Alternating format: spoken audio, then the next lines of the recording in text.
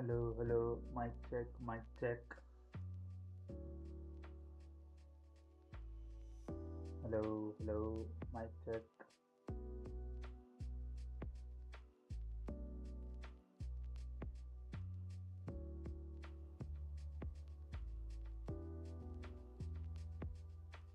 Hello, hello, mic check, mic check. Hello, hello, mic check.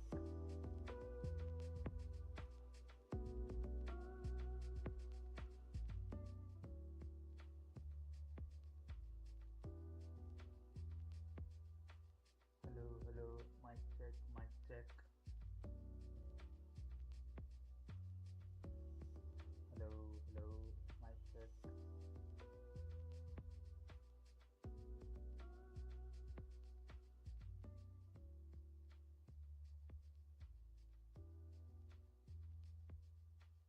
Hello, hello, mic check, mic check. Hello, hello, mic check. Hello, hello, mic check, mic check. Hello, hello, mic check.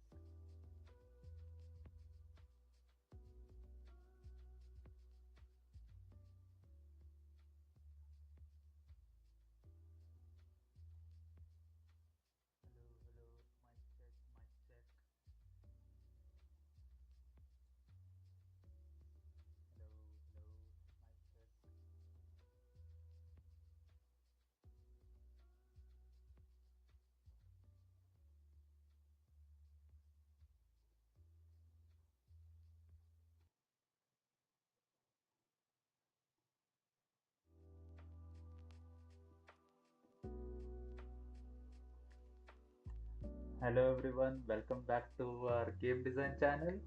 Uh, as usual, we usually break down the game mechanics for our shooter game, but today we are doing one more series where we do a game breakdown of various other games.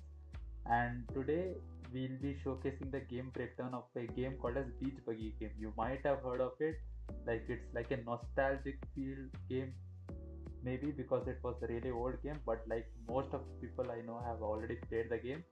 So we have done the breakdown of that game. Currently, I'm just the only one here.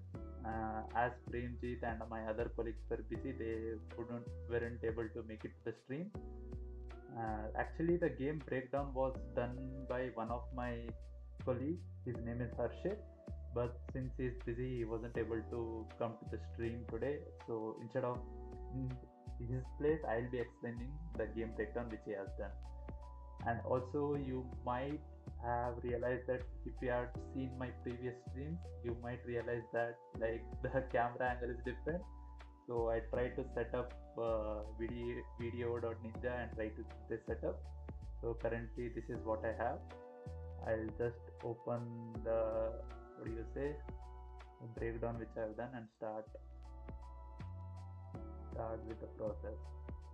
So yeah, if you had seen our previous streams, we have done breakdown of various other games such as we have Chameleon Run. Then here only you can see that we have done the breakdown of Chameleon Run. Then we did Elden Ring as part of our game design breakdown. And we did one more game, I believe, but I don't exactly remember which game it was.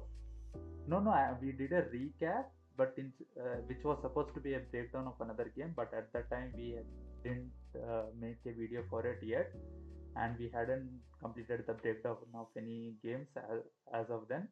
So currently, since Harshit has worked on this Beach Buggy breakdown, we have done this uh, into segregations here, and I'll be explaining the complete breakdown of this game one by one.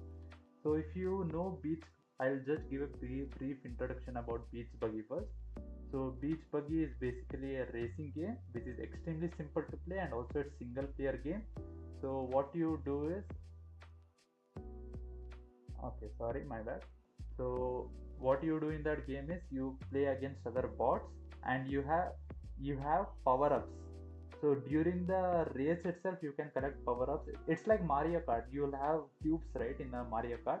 So similarly, you can collect power-ups and try to either defend yourself from the other attacks, or you can other attack other players so that they can be disrupted in the field. and there is also character specific attacks which we can do. So basically, each there are multiple characters, and each character has their own special power up which they can use to either speed up or attack others, or to disrupt others, or to like defend yourself, etc. So it varies based on the character you have, the power up you get. And also one more thing which you can do is you can upgrade your car in that game.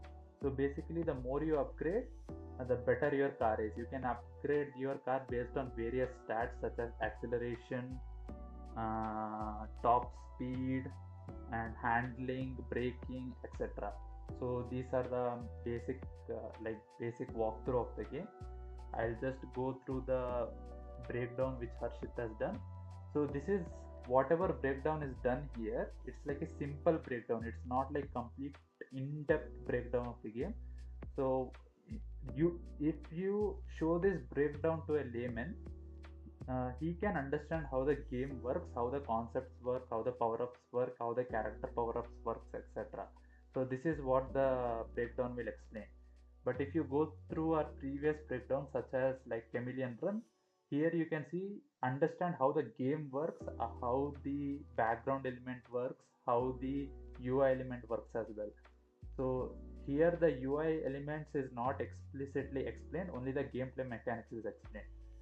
So following that, I'll just start with the explanation. I'll 1 second.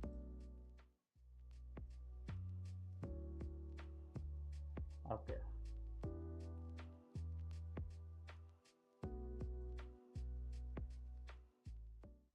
Yeah. So here you can see the breakdown is categorized into three categories. One is the movement. So whatever movement characteristics comes in this game is segregated into this file. Then comes the character power-ups. So as I mentioned, each different character has a different power-up, right? So based on that, the breakdown is done here.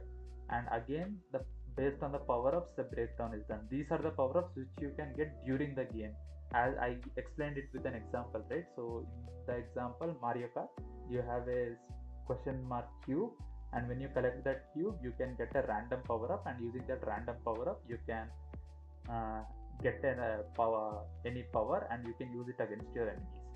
So I'll go through this one by one. So first is the automatic acceleration. In beach buggy game, it's not that we have to make the character move forward. Like, you don't have to give any input for the character to move forward. He will move forward on its own.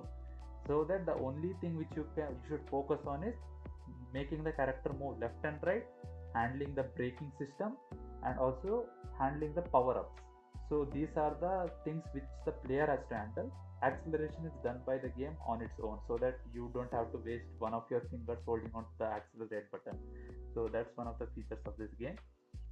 In Mario Kart, I believe that you have to go forward by yourself by clicking on the W key if it's in the PC. So that's the difference between one of the difference between Beach Buggy and Mario Kart, if I had to say. Then steering. So as I said, steering is done by us. In this game, there are two types of steerings which can be done, and this can be changed in the settings as well. So one of the type is that the screen here in the image, if you can see, the screen will be divided exactly into two parts vertically, and if the player taps on the left side of the screen, the character will traverse on the left, and if the player taps on the right side of the screen, the character will traverse on the right. So it's the mechanics is as simple as that. And also I tried to check what happens if you click on both the sides of the screen at the same time. One of the two cases will happen. One is that if there's even a millisecond of difference between the two fingers which you tap, let's say this finger you tap like 0.1 second earlier than this finger, so the player will turn this direction, whichever was the earliest finger which was tapped. Then another condition is that if you tap both at exactly same time, the character won't turn in any direction. You will keep on moving forward in the same direction. So those are the edge cases for steering. Then comes the brake and reverse. So whenever you apply brakes in this game, there will be, oh, I forgot to mention the other characters, other method to steer, right?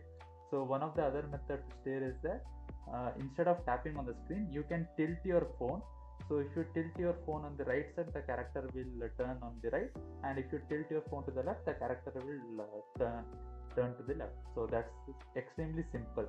The game is as simple as that, and also it's so enjoyable to play. Then is the brake and reverse mechanism. So whenever you are going, like moving forward in the game, uh, if there will be two buttons on the screen, and if you tap on those two buttons, the character will slow down and come to a pause, and after he has completely come to a pause, he will start reversing in that direction whichever he is facing. This is why is this useful. In this game you can like crash into obstacles or else crash into the side environment assets, and then you can come to a complete stop in order to keep on moving forwards. Let's say you are stuck in that position, you can't move forwards. So what do you have to do in that case? You have to reverse back a little bit and then start going forward. So that's the use case of brake and reverse in this game. Then is the drifting. So in this game it's not that you have to do simple left, simple right and stuff. The thing is, in this game there are different types of maps, right? And some of the maps has really harsh turns. So in order to maneuver through those harsh turns, you have to turn really quickly, and to do that you have to uh, make the turn by constantly holding onto the screen. And in case if you are using the tilt option, you have to constantly keep on tilting the phone in order to make a harsh turn. In this case, you can see some difference that whenever you are steering normally, there's like a slight amount of tire tracks which you can see, but during drifting mode there's harsh tire tracks just to indicate that the player is currently drifting. So these are like small mechanics, but this will really impact the player whoever is playing. Then comes the air control. So there are ramps in this game, and whenever you go through a ramp, and if you are in the mid air, you can control your character to move left or right. But while you are on land, you can make the character move left or right really in a really faster manner. But while you are in the air, you have when if you make the character turn, he'll turn slowly, but he'll still turn. So there's a mechanism for turning at that stage as well, but it's not that you can completely turn. Then then as I was mentioning, there are obstacles in the game. So when you come into an obstacle, and when you crash into an obstacle, you will slow down. And also if you crash into multiple obstacles, you will slow down until you you almost come to a stop, but you won't come to a stop fully unless the obstacle which you crashed into is like a immovable object. Like let's say a house in the environment, like here in this map you can see this house is like an environment object, and if you crash into it, this house won't break, so you will come into a complete stop in that case. And also some cases are mentioned here. So one is the solid obstacles, which are like rocks, walls and buildings. As I mentioned, if you crash into it, you have to first reverse back and then move on forward. Then is destructible obstacles. So if you crash into them, the obstacle will destruct itself, but the only thing which happens to you is that you will get slowed down, and because of this your enemies might pass through you, and you might lose the race. Then hazardous obstacles. So basically this is like lava, acid, or in this map, in the screenshot which I've shown here, you can see this is a beach map, right? And this is the sea. Let's say you fall into the sea, that is technically considered as an hazardous obstacle. So if you fall into the sea, you will basically lose your speed, and eventually you will be respawned again in the map at the point nearest to this sea. So let's say this is the path, and if you die here, you will be respawned nearest point to where you died, but in the path. So that's the mechanics of hazardous with materials. Then is track edges. As I was saying, driving off-road reduces speed and traction. Like let's say what do I say, I'll just use an example in one of the images. uh, let's say in this image you can see this is basically a path, right? But this is the sidewalk. So the game considers this as two different paths. If you drive on the correct path which is showcased here, you will be driving at the normal speed which the car can handle. But if you go off road, like on this sidewalk, or if in the forest map you are driving on flowers and trees and stuff, or else in this beach map on this raggedy area, if you drive on this, you will slow down because of the traction. So that's another feature present in this game. Then these are all the movement breakdown which I have done so far. Not me, sorry. Harshit has done so far. I have just explained it so far. Yeah, and also some of the notes he has mentioned. So one of the notes is that whenever you go out of the map, let's say, and you will be respawned, right? When you respawn for a few amount of seconds, you will be in like an invulnerable state. Why this is required? This is required because like if you respawn immediately and if you are not invulnerable, someone might attack you and you have to respawn again. So you might get like spawn camp type of thing. To prevent that, whenever you get respawn, you'll be in a brief invulnerable state. And also this power up thing, there's another note mentioned. For this I'll explain whenever I come to the power up stage. And let me go to the character specific design. One second. Yeah, so these are the character specific designs. Currently in the game there are 10 different characters, and each character has their own power up.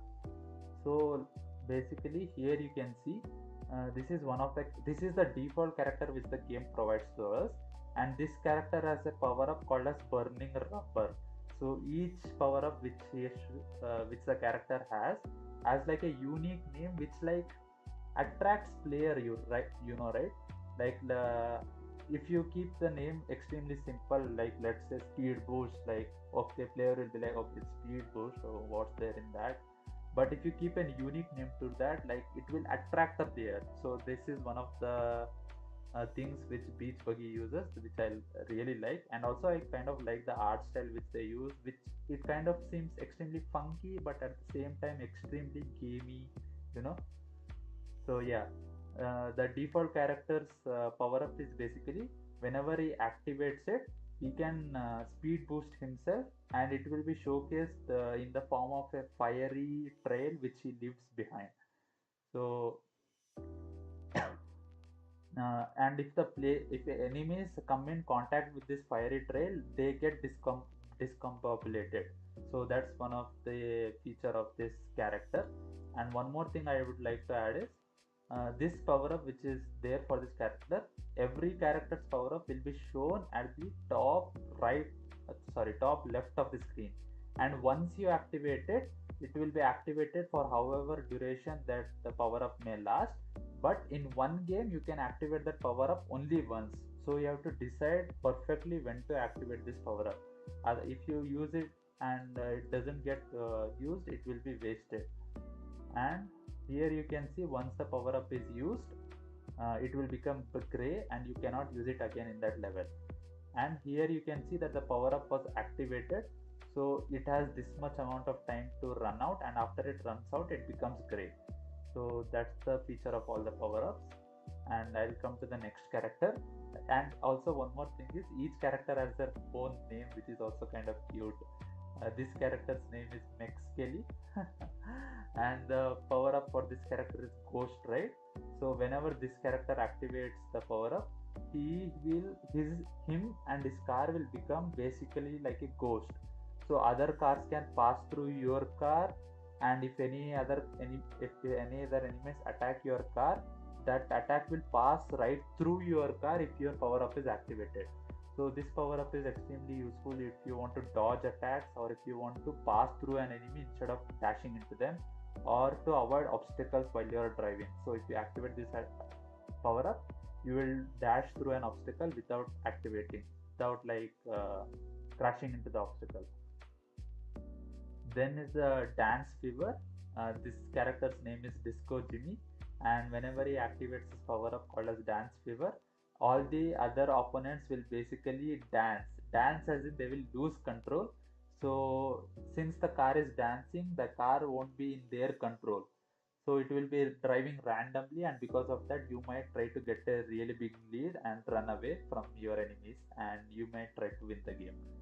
So that's the use of this power up. And then comes this alien looking character whose name is Zorp. I might have spelled it wrong, but yeah. And his power up is called as Telezorp. And what his power up is kind of unique. So what his power up does is, like, let's say in front of you there's an enemy who's moving forwards, and you are behind him. When you activate this power up, your positions will basically get switched, and also your acceleration won't change. That you will keep the same amount of acceleration, but you will immediately switch positions. So the advantage of this thing is that, like, let's say the number one guy who's going is really far away, and but you are behind, you are in the second position, but he's extremely far away. You can just activate this power up and instantly switch positions with them, and you might win the game. So this is kind of a unique power up for him, and since it's teleporting, the power up is called as Telezorb. It's like kind of a what do you say, fun with names. So teleport, like his name is Zorp, and Zorp is also in the name of the power up, so it's kind of unique. Then comes Roxy Roller. She kind of looks cool and badass. Her power is called as Derby Dash. Sorry. So whenever you are driving and activate this power up, and if you crash into other enemies, basically get punched so hard that they'll be pushed away far away. So because of this, they'll have to respawn and waste some time. So the best use case of this is, you have to activate this power up when all the enemies are grouped up, so that you can instantly activate this and punch everyone all together. So that's the use case of this power up. Then we have the character called as Ugu. Uh, Not racist or anything. This is the character's name. He's kind. His theme is based around like Caribbean bartender kind of vibe, and his what do you say, power up is called a sticky curse. So whenever you activate this power up, like, gods appear.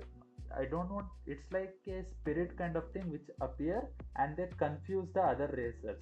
So similar power up you could have seen in Dance Fever, right? So whenever this was activated, everyone got discombobulated.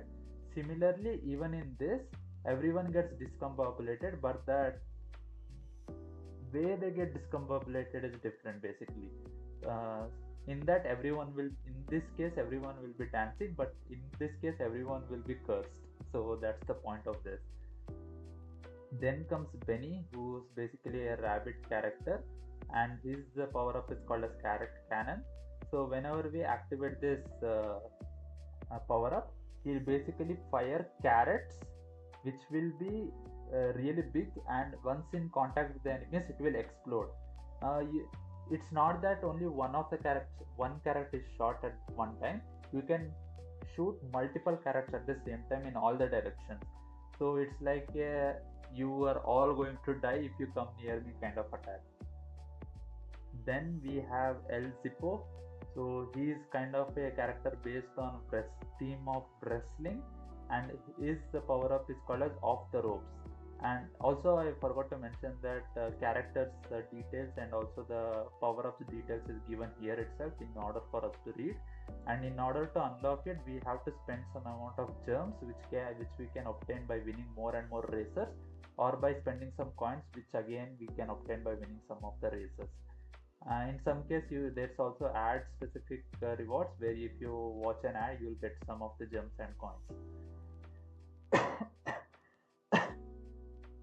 So what this power up does is, it's basically like the first default power up. So like, it will give you a speed boost, but in the default power up it would give you a speed boost and leave a fire trail behind you, right? But in this case, instead of leaving a fire trail, it kind of leaves a blue trail, and if the opponents touch that blue trail, they'll be discombobulated. So again, same thing as the default character, but the way in which the power up works is kind of different. It's a theme specific. Then comes the flower power. So same thing as what do you say, the default character. It gives a speed boost to the character. Also, I forgot to mention her name is Lailani, and whenever she activates her power called as flower power, she gets a speed boost, and also she leaves a flower trail. And if the enemies come in contact with this flower trail, instead of getting discombobulated like the other power ups, they get slowed down. So they get a slow effect, and as the more they touch the flower trail, the more they get slowed down. So the enemies have to avoid the flower trail. Then we have the ball buster. This is kind of a nice name for a power up. His name is Beach Bro, and whenever he activates this power up, it's kind of like what do you say, the carrot cannon. Carrot cannon shoots the characters in all the different directions and they explode.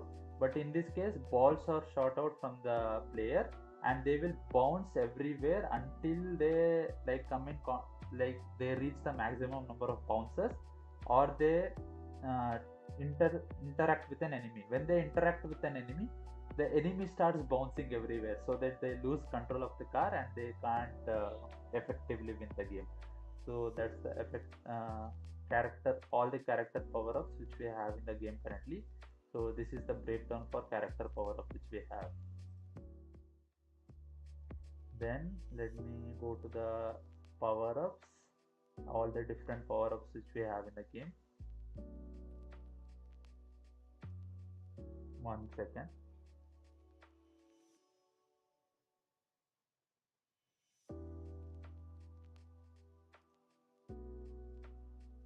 Meanwhile, if you guys have any questions, you can ask those questions regarding this game, regarding the breakdown process, regarding any of the other game breakdown process, anything. I'll be happy to answer. Let me go back to the power up breakdown till then. Yeah. So in order to get the power up in the game, during the race you will find these what do you say, circular question mark things, and whenever you intersect with this, you get a power up. The way you get a power up is as soon as you interact with this, there will be like a what do you say, roll down of all the power ups until it stops to a particular one. For best example is if you have seen some uh, lottery jack boxes. So whenever you pull the lever, the number of what do you say, things roll down, and if 777 pops up, you win the jackpot, right? So in a similar way, here the many power ups roll down until one of them pops up. And also, if you already have a power up and if you interact one of these bubbles, even though you interacted with it, you won't get a new power up. You can only get a new power up when this is empty. So you have to make sure that you have to use the power up which you already got, and then you have to interact with this bubble. So you have to be smart and try to use your power ups the best you can. Then whenever you get the power up, that power ups icon will be showcased in this corner, and in order to activate the power up, you have to just tap on the power up which is showcased here. Once it's tapped, the power up will be instantly activated. Then uh, in, in order to unlock all these power ups, we had to spend some coins, and I didn't want to grind the entire game because I have other Harshit had other tasks as well. So instead of grinding the entire game, he just went through the what do you say, uh, data of the each power up, and he just took the screenshots from there so that he could do the breakdown from. So first is the firework.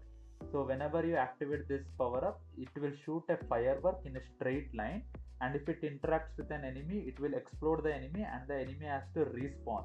So it will waste their time, it will slow them down, and you will get a distant advantage. And also one of the thing which I didn't mention is that here you can see this power up, right? But in some cases, some of the power ups you can get multiple at the same time. So firework, if you get, you can either get one, two, or three depending on your luck. So there are some, and it doesn't work for all the power ups. For example, if you get this shield, you will get only one shield, that is fixed. But only some of the power ups you can get multiple. Then we have the Tiki Seeker. So this is same as the firework, but this will seek the enemy in front of you. So it will follow the enemy, and if they turn, this missile will also turn towards them and try to hit them and then discombobulate them. So this is extremely useful and extremely annoying if your enemies find it. And then we have the oil slick. So whenever we activate this power up, wherever our vehicle is at that spot, the player will leave a oil sack like uh, like this, which is showcased here. And if the enemies drive on top of it, they'll be discombobulated and they have to like regain control. In order to regain control, again they have to make the correct turns, maybe take a reverse, slow down. So it's really advantageous if they come in contact with that. Then we have the low gravity. So whenever we activate this, only we will have the normal gravity, all the other enemies will have low gravity. So if they have a ramp or something, and if they go through the ramp, they'll take a really long time to fall down. So advantage of this is you can make them have low gravity and they'll might go out of boundary and they have to respawn again. So that's really disadvantages to them. So that's the effect of this power up.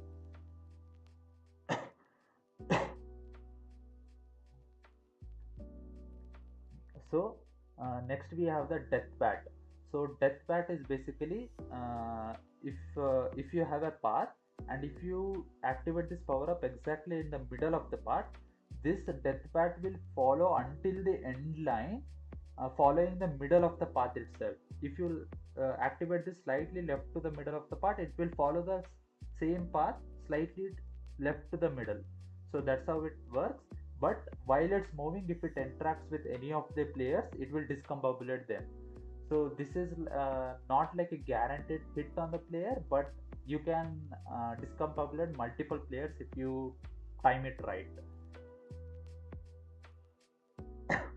Then we have the spike traps. So so whenever you activate this power up, if you are driving behind your trail, you will leave spikes, and whenever other opponents interact with these spikes, they will be discombobulated. So yeah, and also it will keep us grounded to the ground. So it if any there are any ramps, instead of flying over the ramp, you will like stick to the ground so that you can have more control over the car.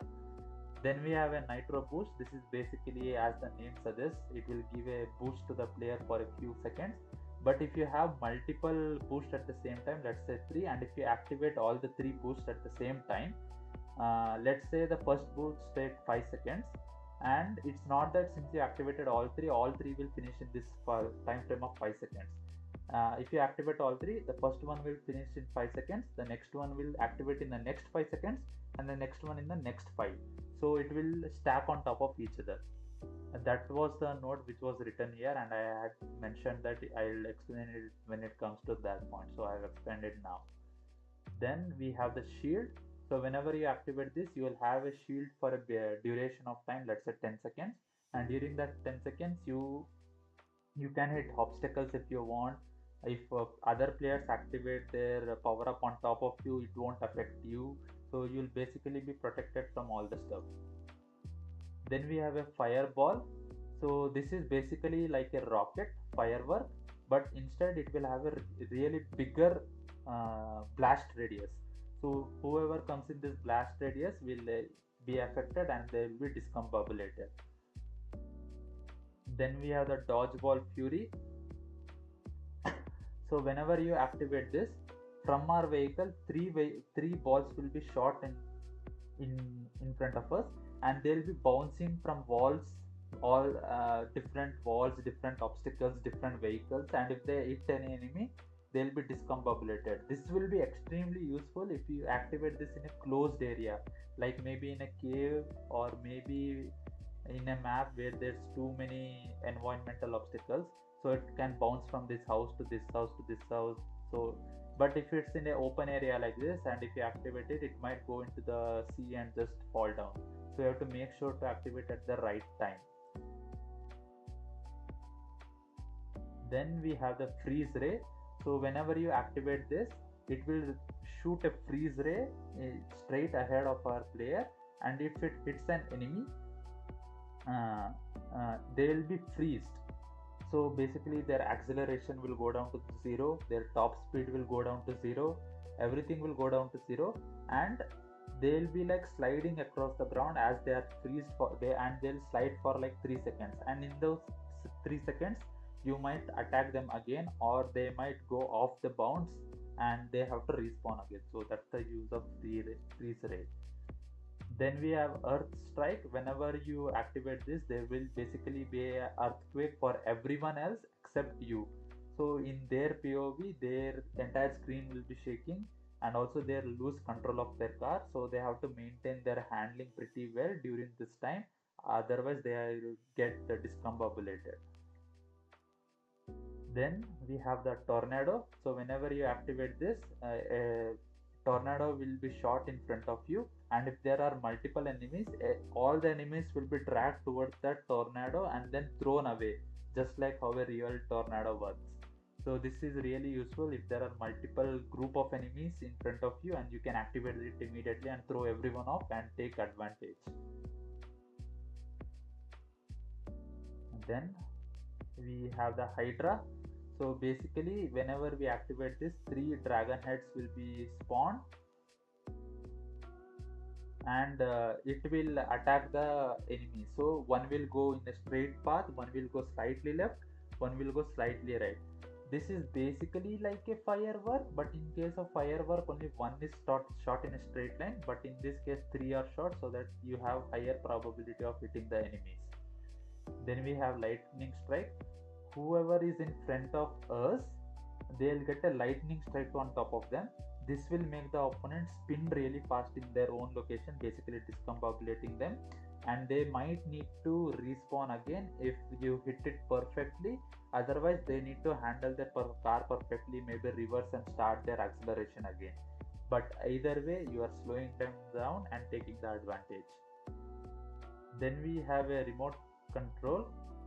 So basically, when you activate this, it will take one of the enemies, and whatever control they are doing, they can't control it. They'll it will be controlled by this power up, and this power up will make them crash into another opponent. So basically, at the same time, you are trying to discombobulate two people.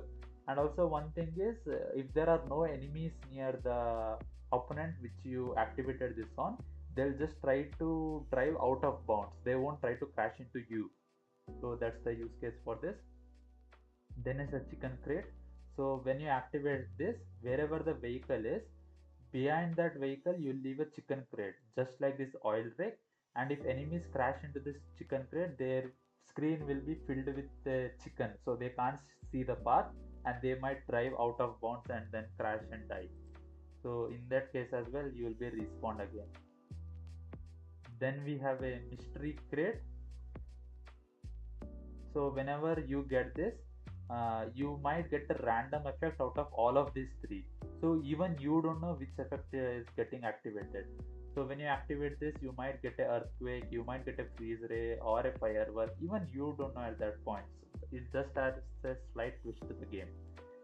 Fake power up is whenever you activate this, behind you you'll leave a fake bubble. The actual bubbles will have this question mark, right? But in that fake bubble, the question mark will be reversed. And if the enemies active like interact with this fake power up, they'll get discombobulated and they have to respawn again. So that's the use of this fake power up. Then we have a spring. When you activate this spring, behind you, you will leave a spring behind you, and if enemies come on top of that spring, they'll fly high into the air and they might go out of the bounds. So that's the use case for this. I'll be right back. 1 second.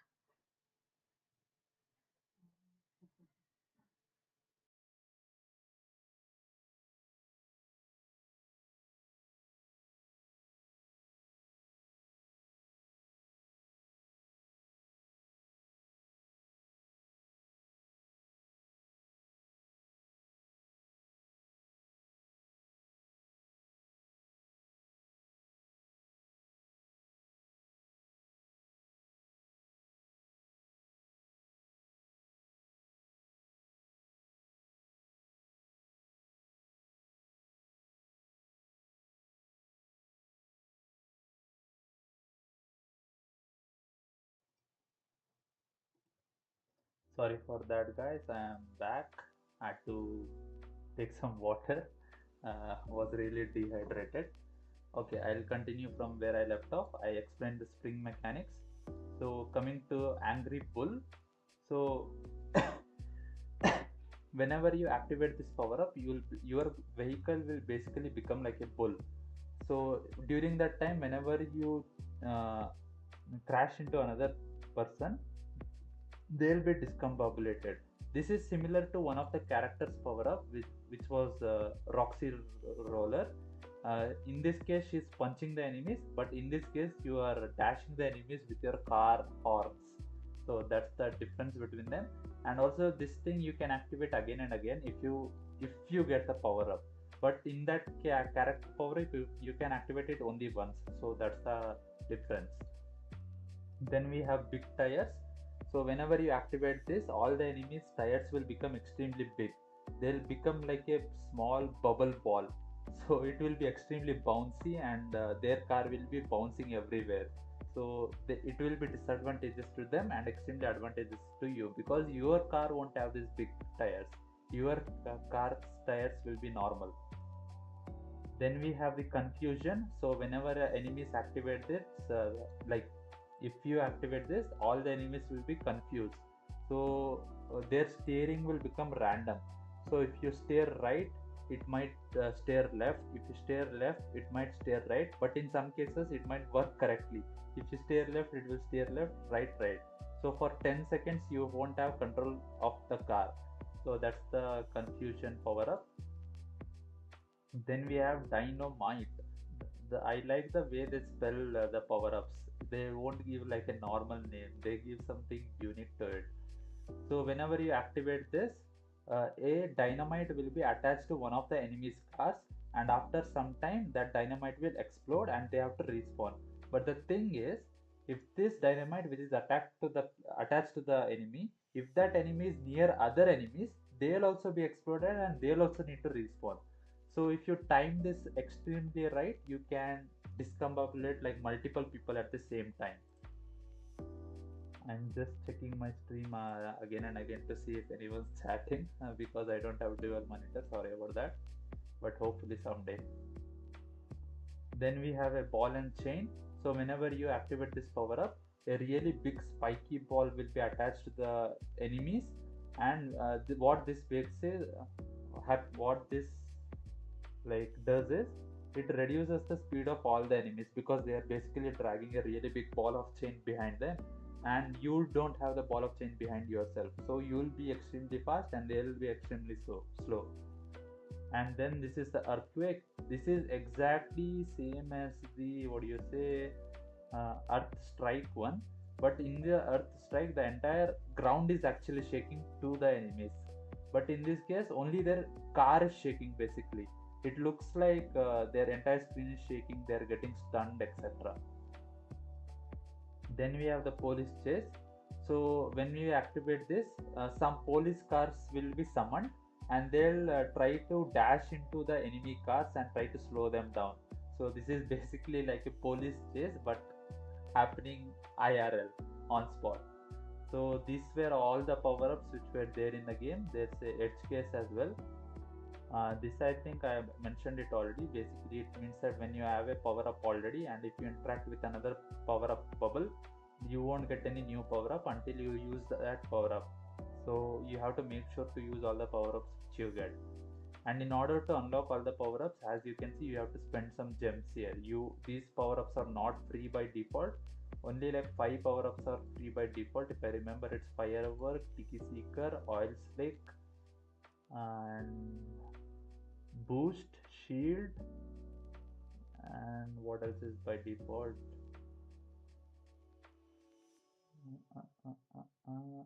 Yeah, that's it. Those are the default ones. For rest, you have to spend some gems. And the way you get gems in this game is basically if you beat the level by 3 stars, you get 1 gem. But if you beat the level by 2 stars, also you get 1 gem. But if you beat the level by 1 star, you won't get any gems, and you have to beat the level in order to go to the next level. So the more levels you beat, the more gems you get. So this is the like end of the breakdown session for beach buggy game. uh, Last time we completed the breakdown for Chameleon Run and Elden Ring. Now we have done beach buggy. If you guys have any suggestions for the breakdown which has to be done for any of the games, please suggest it and we'll do the breakdown for it. Hopefully, in the next breakdown sessions, we'll try to bring in Premjit or other two designers interns we have. One is Rishi, which you have already met in one of our previous live streams, and one is Harshit, whom you have not met yet, but hopefully you will get to meet him soon. Because the most of the work which I showcased here was not even most, all of the work which was done here was done by him, but I am explaining it. So as he was not available, but it would have been better if he explained it. But we'll see that for the next time. As I said, if you guys have any suggestions, you can leave it down in the comment section or in the live chat. But I'll be ending the live pretty soon right now. So until then, I think I'll wait for 5 minutes if you guys want to showcase it. But if there's no interaction, I'll just end the live stream here. Hopefully this was extremely useful to you, extremely knowledgeable. You can ask questions regarding the game breakdown, game design in general, or any questions like gaming in general. I play Valorant. I sometimes play Genshin. Currently playing a football game called Rematch, which I bought from Steam. Yeah. Okay then. If you guys don't have any questions, we can end the stream here. Thank you guys for watching. Hopefully this was useful to you. And we'll come back soon with either the shooter game design or with the new game design breakdowns. If you have any suggestions, you can give that out, or else we'll do a game breakdown of our decision decided game. Yeah. Thank you for watching. We'll see you. I'll see